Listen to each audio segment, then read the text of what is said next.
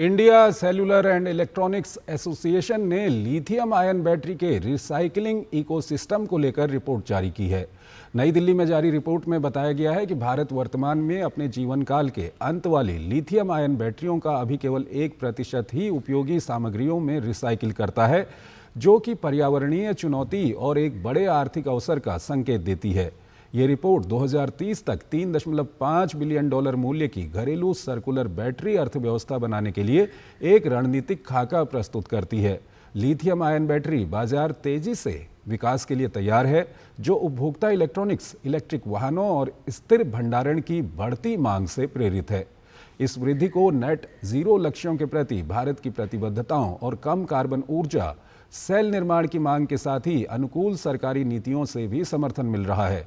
Lithium ion battery की मांग 2030 तक 115 गीगावाट तक पहुंचने की उम्मीद है।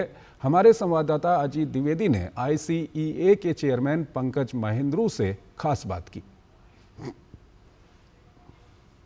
लिथियम आयन बैटरी के रिसाइकलिंग इकोसिस्टम को लेकर ICEA ने रिपोर्ट जारी की है। हमारे साथ बात करने के लिए पंकज महेंद्रू जी है, जो कि ICEA के चेयरमैन है। सर, क्या रिपोर्ट में निकल के सामने आया है और किस तरीके से ये चैलेंज है आगे हमारे लिए? सस्टेनेबिलिटी एक पैरामाउंट ऑब्जेक्टिव है ICEA का।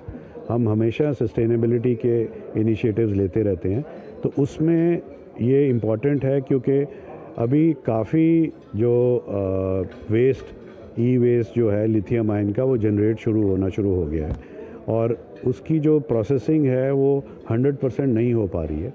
तो ये अच्छा मौका था क्योंकि अब हम सोलर में और EV में भी लिथियम आयन बैटरीज बहुत ज़्यादा बढ़ रही हैं कि हम उस पर फोकस लाएं और एंटरप्रेन्योर्स को एक्साइट करें, पॉलिसी मेकर्स को और डिपार्टमेंट्स को, CPCB को एक प्लेटफॉर्म पे लाके, MITI को एक प्लेटफॉर्म पे लाके इसको दर्शाएं और एंटरप्रेन्योर्स को एक्साइट करें कि इस एरिया में आएँ। कितना % कर पा रहे हैं अगर इंस्टीट्यूशनल लेवल पे हम बात करें, और क्या आगे का गोल क्या रखा गया? ये रिपोर्ट में सब डिटेल्स हैं। रिपोर्ट बहुत ही डिटेल्ड है, बहुत ही कोपियस है। जाहिर है कि अभी तो ज़्यादा नहीं है जो रीप्रोसेसिंग हो रही है, बट ये है कि इंडस्ट्री बिल्कुल नहीं यहाँ पे है, ऐसा भी नहीं है। किस तरीके से आगे की प्लानिंग आपके हिसाब से क्या होनी चाहिए और किस तरीके से इसको गवर्नमेंट की तरफ से सपोर्ट लेकर या आपकी तरफ से किस तरीके से इसको इम्प्लीमेंट किया जाएगा इन फ्यूचर? देखिए, एक तो रिवर्स लॉजिस्टिक्स बहुत इम्पॉर्टेंट है क्योंकि जहाँ पे बैटरीज़ की लाइफ ख़त्म हो रही है वहाँ से उनको वापस लाना, एग्रीगेट करना, और उसके बाद जो की एलिमेंट है वो है टेक्नोलॉजी, क्योंकि इनफॉर्मल सेक्टर के पास अच्छी टेक्नोलॉजी नहीं है तो बहुत चीज़ें वेस्ट हो जाती हैं और एक्सट्रैक्शन नहीं होती।